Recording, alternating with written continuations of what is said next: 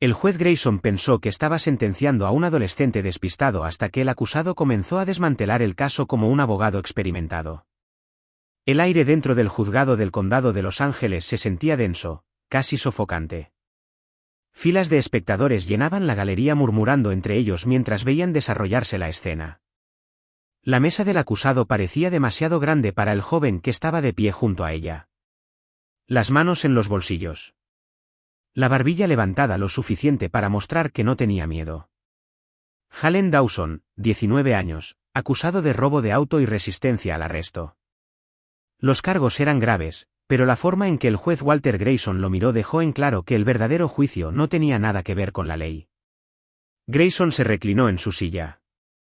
Los dedos tamborileaban perezosamente contra la madera pulida de su escritorio. Miró a Halen por encima del borde de sus gafas.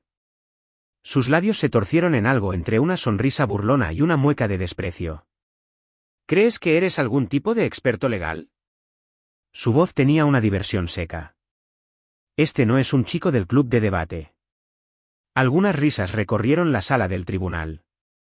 El alguacil, el taquígrafo, incluso el fiscal. Todos eran en la broma. Halen no se inmutó, no se estaba riendo, había pasado años preparándose para este momento, no para este exacto. Él nunca planeó pararse aquí como acusado, pero conocía la sala del tribunal como la palma de su mano. Mientras otros niños memorizaban estadísticas de baloncesto, él memorizaba jurisprudencia. Mientras sus amigos jugaban videojuegos, él jugaba juicios simulados en su cabeza, discutiendo casos imaginarios consigo mismo. Su madre, Denise Dawson, había trabajado como asistente legal durante más de 20 años y Halen había crecido escuchando las historias que ella traía a casa, como los fiscales tomaban atajos, como los jueces tenían favoritos, como algunos abogados defensores apenas lo intentaban. Él absorbió todo. Para cuando tenía 14 años podía analizar un juicio mejor que la mayoría de los estudiantes de derecho, pero nada de eso le importaba a Grayson. Para el Halen era solo otro niño en problemas. Hagamos esto rápido. El juez suspiró abriendo el expediente del caso. Tengo un juego de golf a las 2. El público se rió entre dientes de nuevo, pero esta vez algo cambió. Los labios de Halen se curvaron en una leve sonrisa casi imperceptible porque Grayson acababa de cometer su primer error, pero la sala del tribunal aún no se había dado cuenta.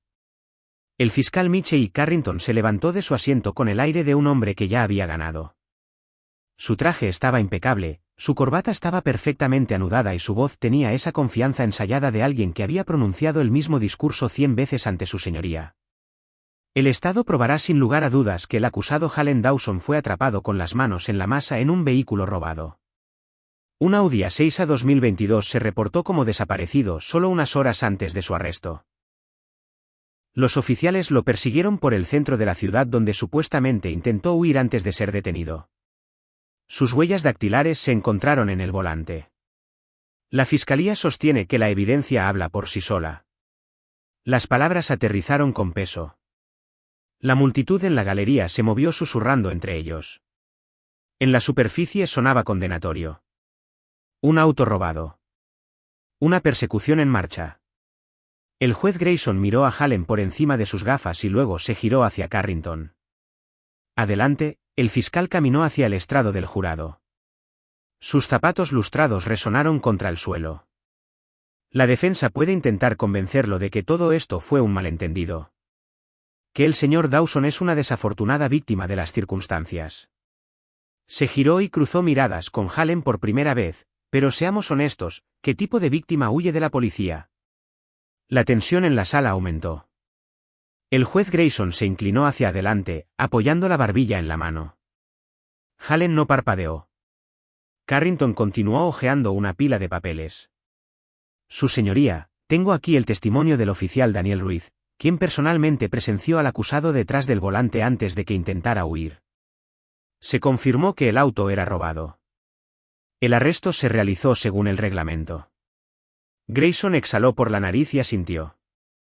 Suena sencillo para mí y para la mayoría de las personas en la sala probablemente lo fue. El caso estaba claro. Un auto robado. Una persecución. Un arresto. Pero Halen había pasado demasiados años estudiando juicios como para no ver las grietas. Aún así, permaneció en silencio, observando, esperando. El juez Grayson golpeó ligeramente su mazo.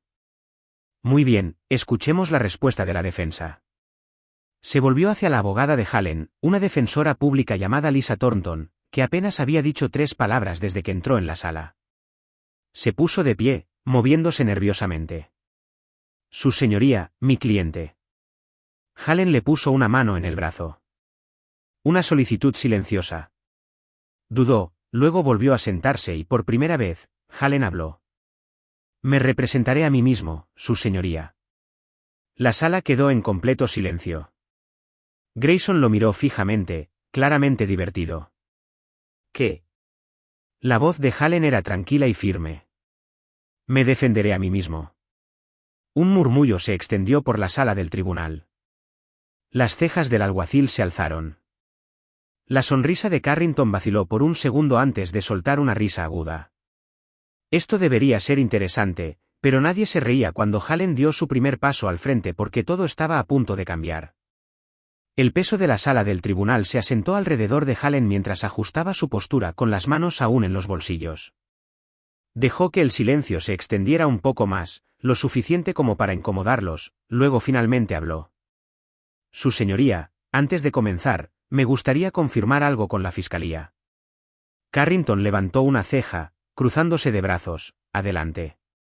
Hallen dio un paso lento hacia adelante. Usted dijo. El oficial Daniel Ruiz me vio personalmente detrás del volante antes de que me arrestaran. ¿Correcto? Carrington exhaló bruscamente. Ya aburrido. Es cierto, y ese testimonio está escrito en su informe. Por supuesto que lo está. Hallen asintió y luego se giró hacia el juez Grayson. Su señoría, propongo desestimar ese testimonio como prueba. Grayson lo miró con los ojos entrecerrados. ¿Qué terrenos? Hallen sacó sus manos de sus bolsillos por primera vez e hizo un gesto hacia la mesa de la fiscalía porque el oficial Ruiz nunca me vio en ese auto, de hecho ni siquiera estaba de servicio cuando comenzó la persecución. Un destello de confusión cruzó la cara de Carrington. ¿De qué está hablando? Hallen dio otro paso al frente. Su señoría, si el tribunal me lo permite, me gustaría presentar una solicitud para verificar los registros de GPS del oficial Ruiz de esa noche. Si su informe dice que me vio en el vehículo, entonces debería coincidir con su historial de ubicaciones, pero dejó la palabra en el aire. Tengo el presentimiento de que ahora no lo hará. Los murmullos en la galería se hicieron más fuertes. Grayson frunció el ceño mirando hacia Carrington. El consejero Carrington se aclaró la garganta apretando la mandíbula. Ese informe fue presentado por un oficial de la ley. Su señoría, ¿realmente vamos a creer la palabra de un acusado por encima de la de un profesional capacitado? Hallen se encogió de hombros casi casualmente. Si el oficial estaba donde decía estar, entonces los datos del GPS lo probarán, pero si no lo estaba, dejó que la sentencia se apagara. Grayson lo estudió por un largo momento y luego se volvió hacia Carrington. ¿La fiscalía tiene algún problema? Al verificar los registros GPS del oficial, Carrington dudó. La pausa fue lo suficientemente larga, el jurado lo notó, la galería lo notó y, lo más importante, el juez lo notó.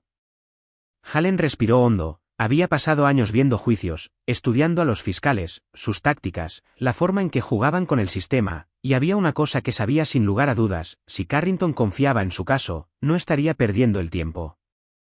Grayson suspiró frotándose la sien. El consejero Carrington finalmente negó con la cabeza, sin objeciones, su señoría. Pero el turno ya había comenzado por primera vez. La sala del tribunal ya no reía, la sala del tribunal estaba en silencio, pero la tensión era fuerte. Carrington barajó sus papeles, su pulida confianza se agrietaba en los bordes. Su señoría, mientras esperamos los registros GPS, el hecho es que las huellas dactilares del acusado se encontraron en el volante del vehículo robado.